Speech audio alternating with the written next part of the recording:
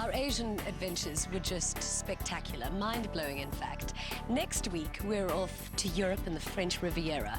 I'm so excited for this because it's cafe culture, beautiful people, and just a laid-back lifestyle. This, I cannot wait for.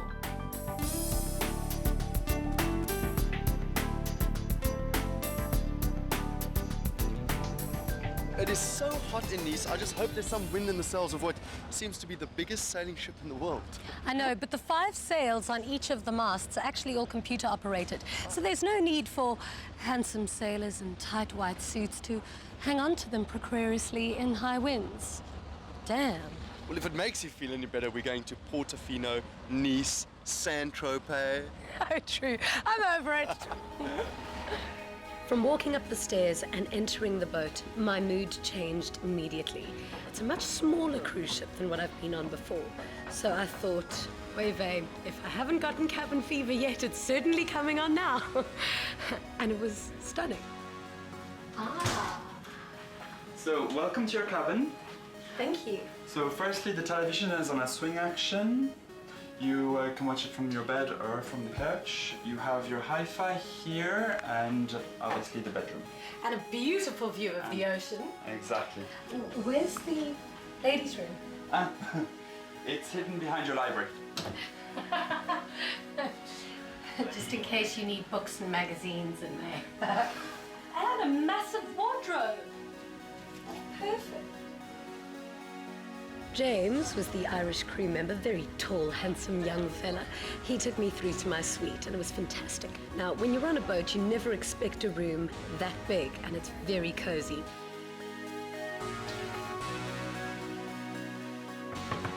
Yes, come in. Permission to come on the bridge? Permission, granted. Ah, thank you, Captain.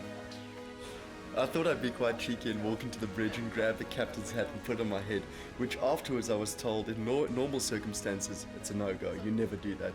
But this captain just looked at me, gave me a smile, he was so relaxed, and when that happened I realized this is going to be a great cruise. What makes the Club Med 2 different from any other cruise liner? First of all, the sails, of course, because we have only around 10 cruise vessels using sails in the world.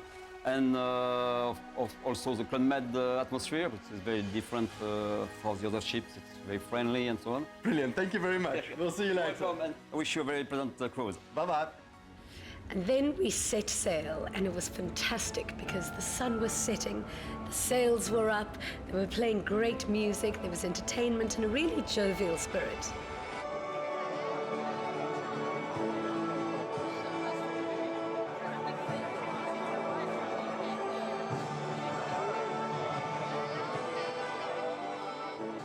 Woke up really early in the morning, excited for our next adventure, and there was a smell in the air, something that I could feel. I knew it was going to be a good day. Portofino must really be one of the most beautiful seaside villages in the world. It's got this natural harbour and it's got these villas scattered all over the hilltops. I'm so excited to go there because it used to be really famous as a hideaway for Hollywood luminaries. Truman Capote stayed there for a very long time. But today it's more famous for ritzy, expensive boutiques and sidewalk cafes. And let's face it, Dolce & Gabbana live here, so it's good enough for them. Girls will be girls. The ship never actually goes into port. It never ever docks in any of the harbours. What it does do, however, it stays about 1 kilometre out and you take little ferry trips to the bays of the ports that you're visiting. Wow. These homes here are unbelievable houses. And that beautiful house up there with the orange balcony belongs to Giorgio Armani. Portofino is small. It hasn't been corrupted by Western civilization. There's no fast food chains. It's very quaint. There's small boutiques. It's extremely beautiful, and the town is so unique and so European. I decided to go and speak to a police officer. Respectable gentleman. Hello, officers. How are you? Sorry? You are working here? Yes, I'm filming. Filming? Yes. Are you model? Yes. Well, it certainly is true what they say about Italian men. Incredibly flirtatious and they love women. So I was chatting to them about where all the celebrities live and who owns what yacht. But who's got the little one? Is it Giorgio Armani? Germany? No. No, Giorgio Armani. Ah, Giorgio. No, Giorgio Armani. No. You sure? Well, thank you very much. Bello ragazzos. Arrivederci. When it comes to labels, I'm a complete label queen. So you can imagine my excitement when I got to a village where all the main property owners just happened to be Armani, Dolce & Gabbana, Roberto Cavalli, and all of them had their yachts there in these beautiful homes. Should have popped in for a visit. You know, Jeans, I've actually been observing you recently, and every place we go to, you say, this is my favorite place. So is this your favorite place? Janez, this is my favorite place. Forget what I've said about any other place before. This is it. This is my favorite place. But I'm sorry to have to do this to you. But look at these shops. I have to go shopping. Cameraman was spying on me while I was shopping. Where are you going? Shopping? Well, I hate being filmed shopping because I have a problem. It's called CSS. I do need help. Compulsive shopping syndrome. 3,500 rand for one bikini. Tiniest little bikini I've ever seen. Expensive. I bought it. Portofino is a very small, very old city, but you know what I've noticed? Is none of these buildings actually have plaster work on them. All of these facades are in fact painted on them, giving them that detail. It's incredible because if you look at the building, they don't look very grand. It's only once you notice the detail of the paintwork that it actually stands out. But you know what? I want to find out more about this. We should go find a guide. Natasha. Hi, how are you? Fine. We met our guide at the coffee shop, Natasha. I wish I could have been born Italian. They just have something in the way that they talk that makes it sound so interesting. Natasha, Jeannie and I were chatting and we were wondering why they paint the facades of the buildings. You know, people here throughout the centuries have always been mainly mariners, and so they had to stay far away from their home so many months. So they say they were painting their own home with a different color so they can distinguish it from far away from the sea. Thank goodness I wasn't wearing stilettos in Portofino because there were just stairs everywhere. You can imagine because it's a hilly, small village, it's just up and down with stairs, and especially if you want to get to all the beautiful lookout points. Wow. This really gives you a beautiful view of Portofino. It is incredible. Where it used to be the place from where the Guardians were standing and defending the town from pirates' attack. From here, from this fortress, you have an open point of view all over the sea. As they saw some enemy ship approaching the port, you used some black flags to alert the population, and everybody then rushed into the houses. Natasha, from this viewpoint, I can see yachts and villas everywhere, but Portofino never used to be this rich. Well, that's true. The origin of the place is a very humble one. Some people settled here because there was a little water, and mainly because this used to be the safest port of the Mediterranean Sea. This is what the old Latins were writing about the place when they first gave name to this place, Portofino. It comes from the Latin Portus Delphini, and it means the harbor of the dolphins. And if I wanted to buy a nice little seaside house, how much would I pay per square meter? Wow, nowadays, if you find one for free, it's not less than 30,000 euro per square meter. That's very expensive. So I have to find a rich Italian husband, bello ragazzo with mucho dinero. When you see Portofino, you think small little fishing village. 30,000 a square meter. It's only for the wealthy.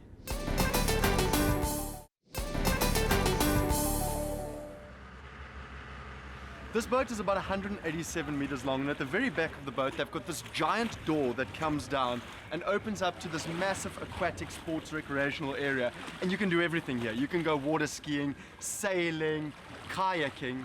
Today, we're going to try and water ski. I'm probably one of the worst water skiers in the world, but this looks so much fun. I actually have to try and challenge Janez on this. Janez took me down to the bottom of the boat, which was fantastic. It just opened up, and it was just a playground of toys for boys. For boys. Eros, this looks like so much fun. This is probably one of the most perfect locations in the world to ski.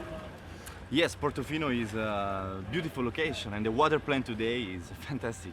Okay, well, I'm a professional, but I'm going to take on the beginner's skis today just to brush up on my skills. He's so competitive, and he keeps on telling the boat driver, go faster, go faster. So now I'm just watching quietly crossing my fingers that he wipes. Hey, are you guys ready for this? Yes!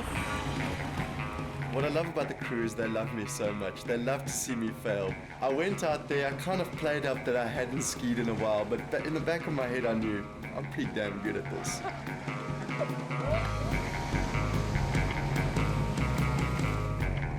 And boy was I good. I was cruising along, I was waving, I was kissing the air, I was doing my usual thing, you know. Number one. Please wipe, please wipe, please wipe, please wipe. And then what did he do? He wiped. Spartan. I don't know what happened.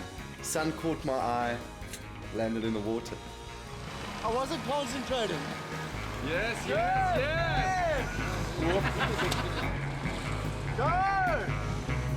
When it comes to water sports, I'm a very strong swimmer. And that's where it ends. Oh, shame. Poor Jeannie. She's good at shopping. So what we're expecting here is a better performance.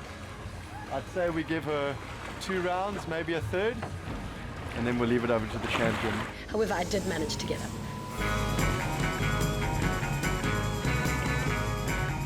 For about 10 seconds. I'm bushed, but I think I managed to do that quite well. I'm a complete hustler. Now I think I'm ready to do barefoot skiing. I probably consumed enough salt water when I went skiing that I'm probably never going to be allowed salt in my diet ever again. You know, when I was studying really hard and I was younger, this is exactly the life I thought I'd live. You know what makes it so fantastic though, is this ship only leaves at 12 o'clock, so you've got the whole day to do whatever we want to. I mean, picture today, we went into Portofino, which is 10 minutes away, we had the best day ever, saw all the historical places, saw a city which you've described as your favorite. I know. Although you always do. We actually covered all angles today. We did some culture this morning. I did a bit of shopping, okay, a lot of shopping, and now we're having a day out in the sun. I've got to do a bit of skiing, and in fact, one of the guys on the boat was saying, "Do you like horse riding? Because you're doing this with the skis." It's been a good day overall. Cheers to that. You're right, she did a bit of skiing.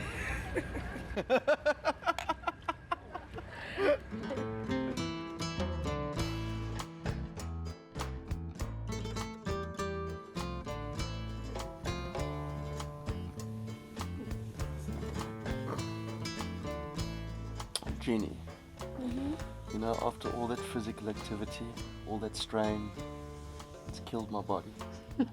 Well, I can tell you, after all of the sun I got today, this massage is the best thing in the world. The best thing for me is that they actually have a spa on board one of these ships, and that they have one of these double rooms so you can actually go in as a couple. You know, Jeans, if we were a couple, hypothetically speaking, this would be amazing. Was that your weird way of asking me out? No. We're not a couple, FYI. This must actually be a really tough job, massaging a bunch of very stressed out tourists the whole day. How many masseuses do you have? We have like 5 beauty therapists Okay. and 1 hairdresser. The spa is newly renovated and is probably one of my favorite places to spend on a cruise ship because they've got treatments ranging from facials, manicures, pedicures, and they've got weight loss laser. And once you've seen the buffet, you'd know that that's a plus. The beauty about the Club Med too is it's a lot smaller than your average cruise liner, so you really get this feeling of intimacy. It's also a socialite's dream because most nights they have themed party evenings. Tonight's theme, all black. With a mask. The Black Party felt like you've almost been invited to someone's private club with 40 guests, not 3,000 guests, and it really made you feel special.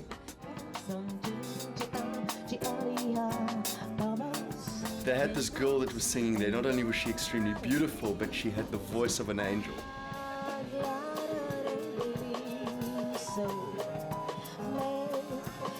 What can be more spectacular than going to a cocktail party with everybody really well dressed, fantastic French champagne flowing freely, and the Mediterranean all around you?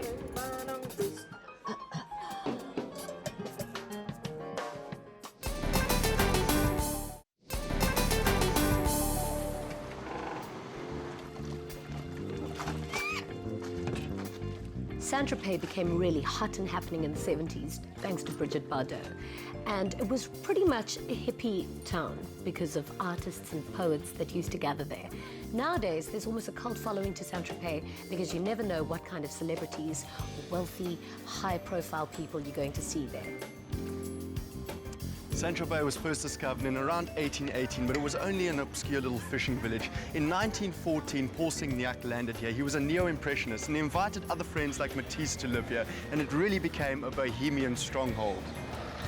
And in the 1930s, this place had an influx of writers, poets, and artists. Then in 1956, Roger Vadim was so inspired by that that he came here to film a film with Brigitte Bardot titled And God Created Woman. From then on, this place has been known as the hub for sun and celebrities.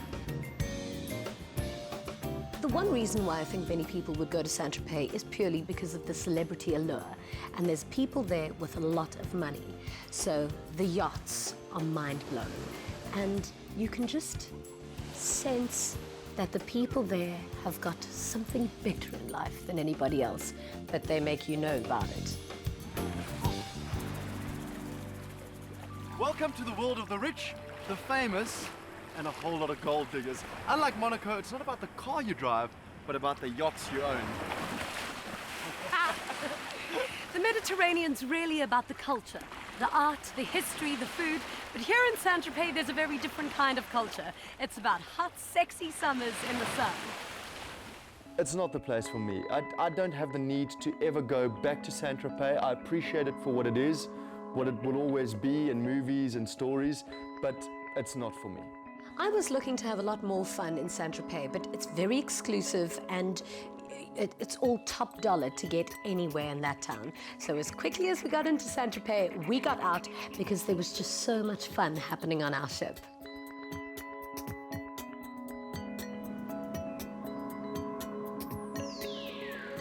The Club Med 2 has recently been renovated and redecorated, and Sophie is the fantastic interior decorator who did all of this great work on this boat. It looks sensational. Now, how much input did you have? Sophie is a French interior designer, and she's really well known for her work.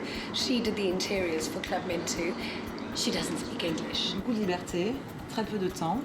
She had a lot of liberty, a lot of freedom in her creative process, but a very few time. Contraintes techniques et une confiance de la part inébranlable de la part de mon client. Lots of technical restrictions and security restriction and total trust from the Club Med.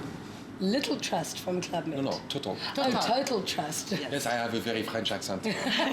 We got a translator in, who in fact is a very famous French TV presenter. His name's Olivier Carousse, and he's incredibly good looking. But during the interview, they were chatting, and then he was asking her questions in French and was all lost on me, really.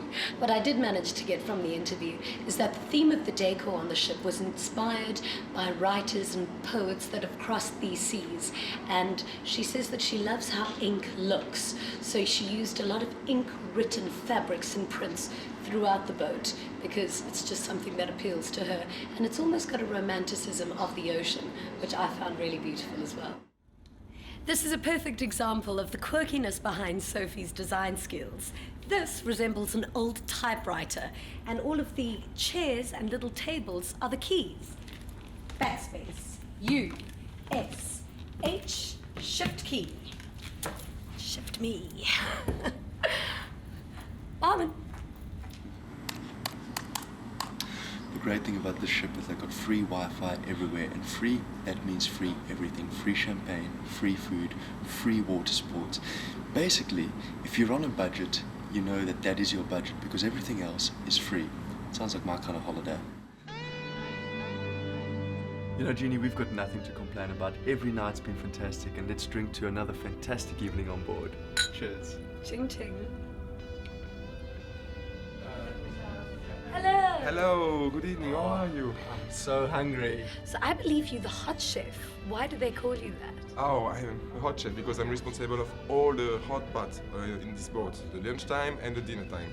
And I have the chance to work with a very wonderful team, and it helps me a lot to do my work, you know, so that's why I'm called a hot chef. That's all. I actually think she meant to say you're very good looking, but anyway. Thank you. Here, there is the meat for you. I must thank you because the food on the ship has been absolutely sensational. Why do you think it has that extra edge? The particularity of the food here on this boat is that you have the chance to travel a lot in many countries, and you try to take the best products in every country and every town that you go. So unfair. Why does this food have to be so good?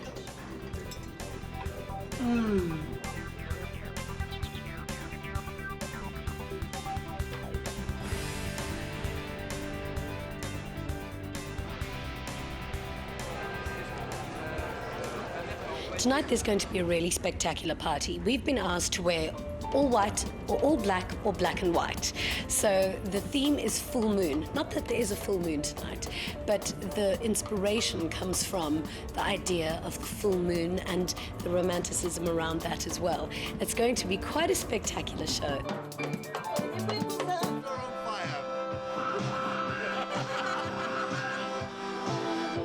Sophie had gotten the crew members to dress up and paint their faces silver, and they had lights all over their bodies in these magnificent costumes. And that was really, really enjoyable because you spend so much time with the crew on the ship as well. So you get to learn about them, and then when you see them performing and putting on an act, it really does add to the jovial spirit of the party.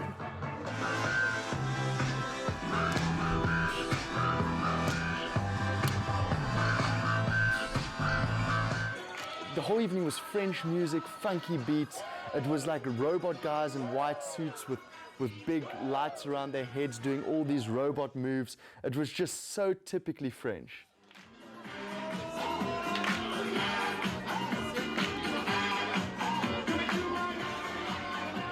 I never behaved myself on the dance floor. Great fun was had by all. There was a lot of work and attention to detail that went into the party, with beautiful pink lights all over the place, stunning buffets, champagne and whiskey and cocktails flowing from every angle of the ship.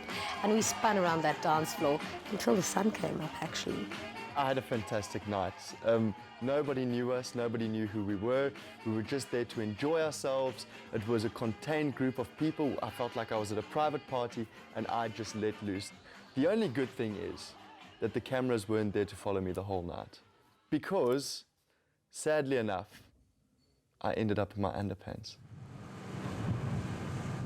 Club Med 2 is the most fantastic cruise I've ever been on because it's not as big as your normal cruise. It's a lot more personal. It's a very loose, relaxed environment, but the quality, the food, the rooms, the decor, the evenings, the entertainment, everything is top-notch. So why do I have to wear white? Non, mais voilà, en fait, c'est en fait, c'est